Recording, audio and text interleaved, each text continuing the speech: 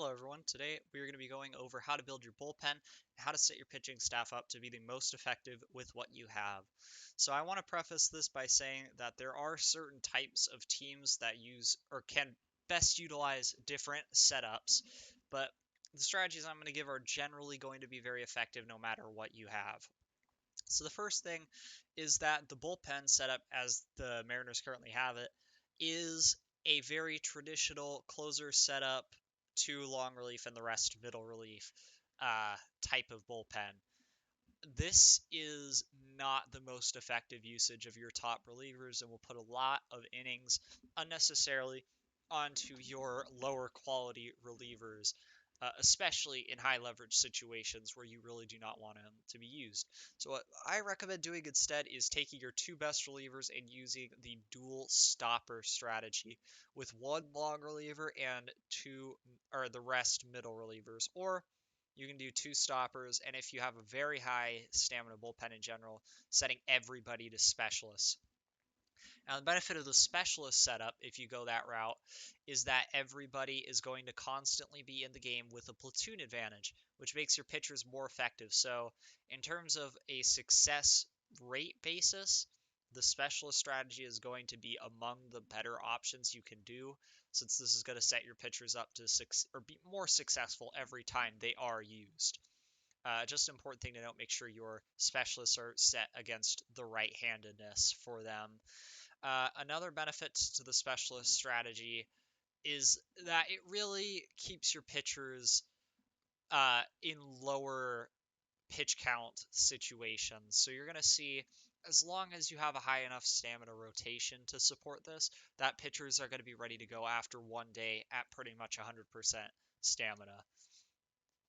The other strategy, as I mentioned, is using one long reliever and everybody else as middle relievers. Now, what this bullpen is going to do is essentially it feeds off of the idea of you have your starting pitchers to get your game going for you. Then, assuming your game is close, you go to the beef of your bullpen, the middle relief guys, and they bridge you to your best guys who will lock it down. Uh, so in this case, if you are not in the game, your long reliever comes in, he just mops up innings. He just eats innings so your better pitchers don't have to. So generally, your long reliever is going to be your worst reliever, somebody with a good amount of stamina so they can eat innings effectively. Now, your two stoppers are going to ideally be higher stamina because they're going to be pitching a whole lot of innings. The dual stopper setup will generally get your two stoppers each at least 80 innings and generally 100 plus innings, especially if they've got, say, 40 plus stamina, because it will put them into almost every high leverage situation your team is going to encounter, or at least a very large number of your team's high leverage situations, and it will make sure that they are pitching several innings or they're in the game for long enough to be effectively used. So this really does a good job of making sure your two best relievers get used a whole lot. And it can go beyond that, which I'll get to in a minute. But as for deciding who your stoppers are going to be, these are your two best relievers generally. In this case, we have Paul Sewell, who is pretty effective, has 30 stamina, and Kendall Graveman, who has 35 stamina. Kendall Graveman can generally pitch longer than Sewell can, so we're going to use Graveman as our 7th and close game guy, and Sewell is going to be the 8th and close game guy. These will both also be set to high leverage to make sure that they are getting into as many high leverage situations as they possibly can be. They're essentially getting exclusively used in high leverage situations where they can make a big difference in the outcome of the game. This strategy is generally more effective if your two elite relievers have higher stamina, which is a little bit of a problem at the start of an OTP game, since most relievers have lower stamina. But as you go on, OTP likes to generate a very effective high stamina relievers, so you will see that number increase, and you will likely be able to, after a few years, have these guys be higher stamina pitchers. Now, another thing you can do is if you have one or two middle relievers who are significantly better than the rest, let's say Rafael Montero is much better than the rest of our guys, you can set them to use more often. Your middle relievers are generally going to be averaging, say, about 30 to 40 innings a season each with this setup, if you've got a decent stamina rotation. So redirecting more of those innings to your better relievers can help ensure that not only do they get more work in, but your team ERA, your runs allowed, which is ultimately the goal, of course, to keep that as low as possible, you're going to be doing a better job of that. Um, you can also set relievers to avoid high leverage if they are really bad and you just absolutely do not want them in high leverage situations. Now, another thing to note here is that I did specifically say your pitching staff and not just your relievers in terms of optimizing your bullpen usage. And there's a few reasons for that.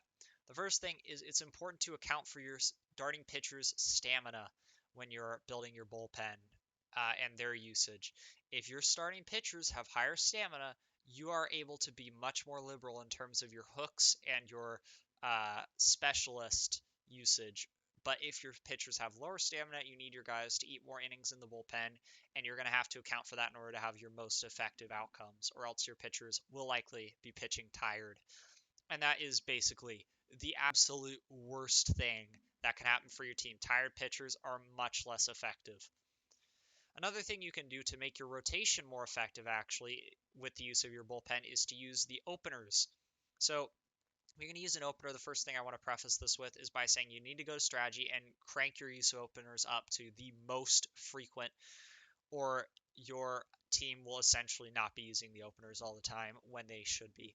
So, for example, this Mariners rotation has 4 lefties other than Marco Gonzalez. None of them are too good. So let's say we're facing a lot of teams that have very platoon heavy rosters. So, for example, if we're starting a lefty, they'll crank out 6 righties. But if we're starting a righty, then they'll crank out only 3 righties. So we want to ideally get the 3 righty lineup, but still have our lefties in the game so that they're getting the platoon advantage more often.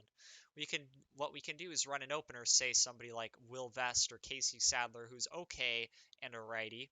They come in, they pitch an inning or so, they leave the game, and then the starting pitcher gets their normal work with the benefit of now having the platoon advantage against the lineup they're facing for however long they're in the game.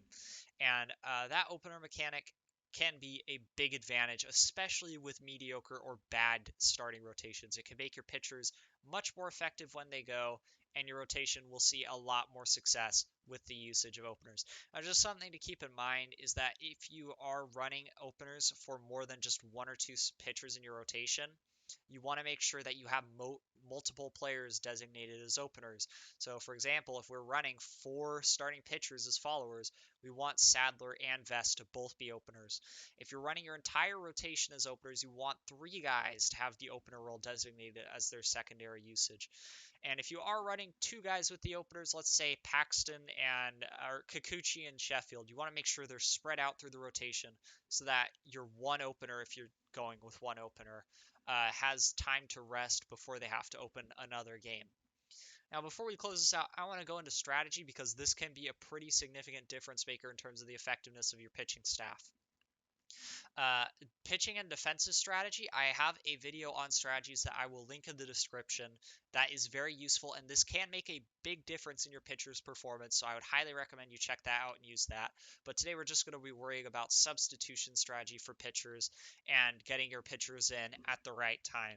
So for hooking starting pitchers, generally this is going to be between the 1 and the 1 tick down and 3 ticks up range. And the reason for that is you don't want to hook your starting pitchers too fast, or there's a lot of pressure on your bullpen to cover unnecessary innings, and they will just get absolutely gassed. And if you hook them too long, your pitcher or your manager is going to leave your pitchers in the game at a point where they are completely getting shelled. They're exhausted. There's no reason for them to be pitching, and they're just going to be a lot less effective towards the end of their outings. So for an average pitching staff, I like to go 1 to 2 ticks above average. If you have a really bad pitching staff or a really low stamina pitching staff, you might go to the neutral or 1 tick below average for your hook starting pitchers. If you have a crazy good pitching staff with a lot of stamina, you might go as high as 3, but generally you want to keep it around the 1 to 2 range on the hook. For relievers, you never want this to be above average unless you have a really low stamina bullpen, and guys are just not going to recover between outings unless you have the opportunity for a handful of pitchers to be going into each game. You want this to be quick, especially when you have the advantage of a high stamina bullpen and a high stamina rotation. I like having this 3 ticks below average. If you have a slightly lower stamina bullpen like we do, you might go to 2 ticks below average or even 1 tick below average. You're really only going up to average or above average if your bullpen is just not very high stamina. If you've got a really specialist based team, a lot of really low stamina or a lot of really high stamina relievers who are very splitty, you might even go to 1 tick or 4 ticks below average, but I like it at the 2 ticks to 3 ticks below average point. As for right versus left pitching matchups, crank that all the way to prefer.